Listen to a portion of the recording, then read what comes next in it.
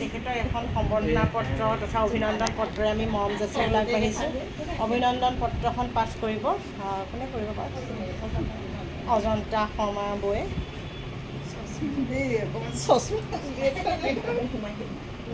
ইফালে গুচি যাওঁ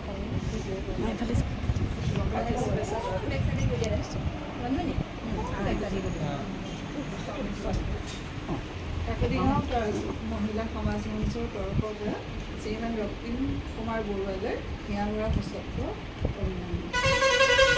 এপিৰ যোৰহাট নিবাসী শ্ৰীযুত প্ৰীতম কুমাৰ বৰুৱা আৰু শ্ৰীযুতা শিখামণি বৰদলৈ বৰুৱাৰ সুযোগ্য জ্যেষ্ঠ পুত্ৰ শ্ৰীমান ৰক্তিম কুমাৰ বৰুৱাই মেধাৰ পৰিচয় দাঙি ধৰি অঞ্চলটোৰ লগতে সমগ্ৰ যোৰহাট জিলালৈ গৌৰৱ কঢ়িয়াই আনিবলৈ সক্ষম হয়। আমি কাকতিগাঁও মহিলা সমাজ মঞ্চৰ সদস্যসকলে গৌৰৱ অনুভৱ কৰিছোঁ।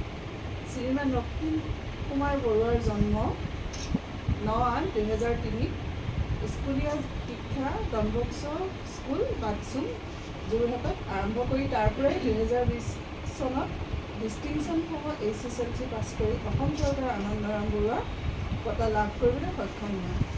2022 চনত JB কলেজ যোৰহাটৰ পৰা ষ্টাৰ নম্বৰসহ ডক্টৰ বাণীকান্ত কাকতি বঁটা লৈ HSLC পৰীক্ষা উত্তীৰ্ণ হোৱাৰ লগতে 2022 চনত JB কলেজৰ বিজ্ঞান শাখাৰ সৰ্বোচ্চ নম্বৰ লাভ কৰা ছাত্ৰৰ কিতাপ অৰ্জন কৰিবলৈ সক্ষম হয়। সৰ্বভাৰতীয় পৰীক্ষা Indian marine university common entrance টেষ্টত সৰ্বভাৰতীয় পৰ্যায়ত 719 স্থান লাভ কৰি IMU navy Mumbai PS চাণক্যত BSc নিউট্ৰিয়েল ছায়েন্সত নামভৰ্তি কৰি 2025 চনত শিক্ষা সমাপ্ত কৰাৰ সমান্তৰালকৈ কেম্পাছ ইণ্টাৰভিউৰ জৰিয়তে East shipping company deck cadet হিচাপে কৰ্মসংস্থাপন লাভ কৰে।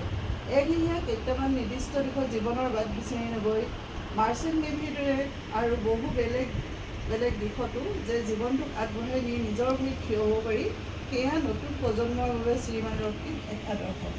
ডেট কেডেটৰ পৰা ক্ৰমে third officer, second officer, chief officer হৈ এখন জাহাজৰ কেপ্টেইন হিচাপে যেন দেখা পাওঁ, সেয়া আমাৰ মৰমৰ শুভেচ্ছা তথা আশীৰ্বাদ থাকিল তেওঁলৈ।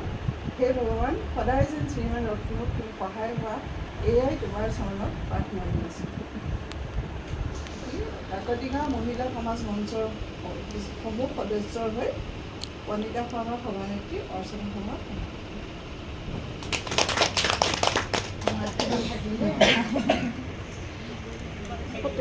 সকলোকে অশেষ ধন্যবাদ দিয়া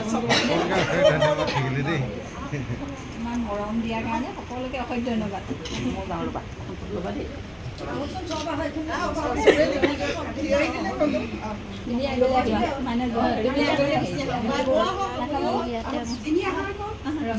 মই মাৰি দিছোঁ যোৱা